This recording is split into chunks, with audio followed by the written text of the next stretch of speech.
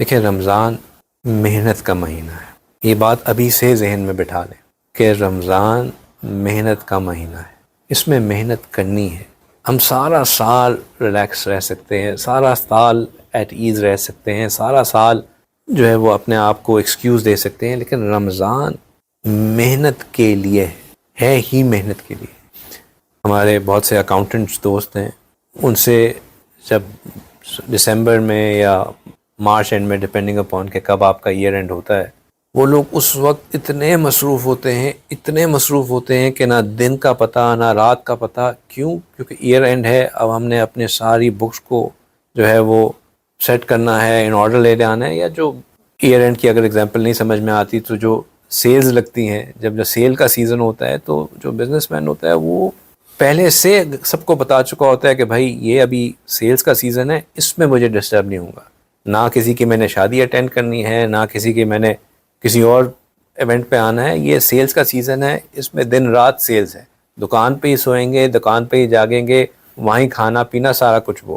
اچھا، مزیدار بات یہ ہوتی ہے کہ یہ جو اکاؤنٹنٹس ہیں یا جو سیلز بزنس مین ہیں، حصہ سیلز والے، ان کے گھر والوں کو بھی پتہ ہوتا ہے کہ بھائی اگر اس مہینے میں اس نے محنت کر بھی لی، ہمیں ٹائم نہ بھی دیا تو خیر ہے، کیونکہ اس کی وجہ سے جو بونس ملنا ہے یا اس کی وجہ سے جو ایکسٹرا انکم آنی ہے وہ پھر سال بھر ہمارے لیے فائدے کا سبب رہے گی، ہمیں اس سے فائدہ ہوتا رہے گا.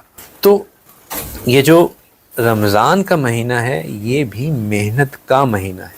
جس طرح ایک سیلز پرسن اپنا سٹاک وغیرہ اپنی تیاری سیلز سیزن شروع ہونے کے بعد نہیں کرتا، وہ پہلے سے اپنے آپ کو تیار رکھتا ہے تاکہ ڈے ون سے بھرپور سیل کر سکے. اور پھر جب جتنا عرصہ سیلز کے دن چل رہے ہوتے ہیں، دن رات لگ کے محنت کر کے کاروبار کرتا ہے. اسی طرح ہم نے بھی اس مہینے میں جو سیل لگی ہوئی ہے اس کے لیے محنت کرنی ہے. اب سیل کس چیز کی ہے؟ اس مہینے میں سیل کس چیز کی ہے؟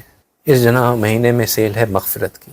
اس مہینے میں سیل ہے اپنے آپ کو اللہ کی رحمت کو سمیٹنے کی. اللہ کی رحمت سیل پہ ہے، اللہ کی مغفرت سیل پہ ہے، آگ سے نجات سیل پہ ہے، جنت سیل پہ ہے، جنت سیل پہ ہے. یہ وہ مہینہ ہے جب ہم اپنے گناہوں کو معاف کروا سکتے ہیں. یہ وہ مہینہ ہے جب ہم اللہ سبحانہ تعالیٰ کا قرب حاصل کر سکتے ہیں. یہ وہ مہینہ ہے جب ہم اللہ شان جل جلالہ کی معیت حاصل کر سکتے ہیں. ایک مہینے کی محنت سے ہم اپنے لیے جنت کے دروازے کھول سکتے ہیں، جہنم کے دروازے بند کروا سکتے ہیں. اگر اس ایک مہینے میں ہم اپنی آنکھوں کی حفاظت کر لیں، اپنی زبان کو لگام دے دیں، اپنے ہاتھوں سے، اپنے پاؤں سے، اپنی شرمگاہوں سے گناہ کرنا بند کر دیں، اس ایک مہینے میں ان دوستوں کی محفلوں میں جس کو ہم بہت انجوائے کرتے ہیں جانا تک کر دیں، اور وہی وقت ہم قرآن، تسبیحات، ذکر، مراقبہ اس کو دے دیں، تو ہم بہت کچھ پا سکتے ہیں.